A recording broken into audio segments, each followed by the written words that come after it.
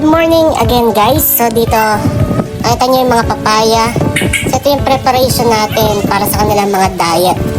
So maliban sa seeds, pinapakain din natin sila ng mga iba't ibang klaseng prutas kagaya ng pipino, mansanas, papaya, saging at saka mais.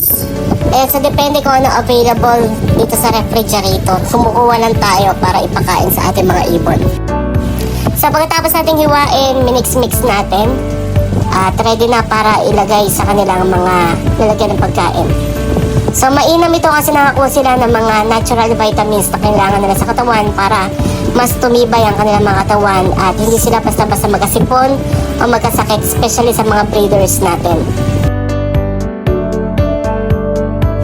So ito ang ating Alexandrine parrot. So kalalagay pa lang ng ating ni-repair na prutas, talagang nilantakan kagad nila.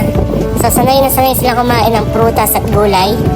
Ito naman yung ating Eclectus parrot. Tinatanggal niya ang pipino. Hindi siguro siya kumakain ng pipino guys. Ewan lang guys, pero kasama talaga yan. Ganyan siya kumain. Talagang sineset aside yung para sa kanyang partner. Ganyan niya kamahal ang kanyang partner. So ito si Venus, yung kanyang asawa. So, samantalang itong GCC naman natin o Green Chicanor ay talagang nag-enjoy na rin sa kanilang pagkain. So, prepare ko itong mga prutas na ito, hindi lang sa mga breeders natin, kahit po sa ating mga flyers. So, ito po yung isa kong pares na GCC. Talagang enjoy nila ang pagkain ng prutas. So, hindi maiwasan talaga guys yung tumatapon yung kanilang mga prutas. Sayang man, pero kinakain niya ng mga manok. So, ito yung ating pair Latino na Indian ringneck.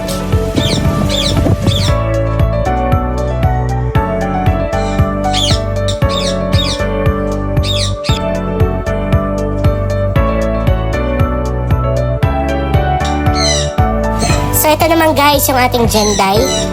Napakaingay nila at isa sila sa pinakamaingay na ibon. So kaya kapag mag-aalaga kayo nito, make sure na talagang control natin yung ingay, especially kung tayo may kapitbahay.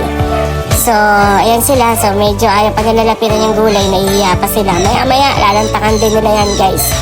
So, ayan. So, at least, itong mga Jenday natin ay napapakain natin ng mga masustansyang pagkain.